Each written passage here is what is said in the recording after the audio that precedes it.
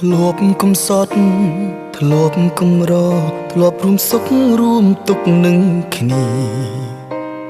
យើងសន្យាមិនចោលគ្នាទោះជាមានរឿងអ្វីក៏ដោយតែសន្យាបានត្រឹមសន្យាគ្រប់យ៉ាងគេបំភ្លេចអង្ហើលុយធ្វើឲ្យមនុស្សខ្ញុំស្រឡាញ់ក្បត់ខ្ញុំពេលកន្លង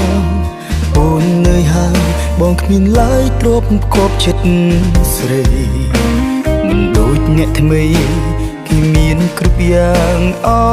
យអូនលួចញញឹម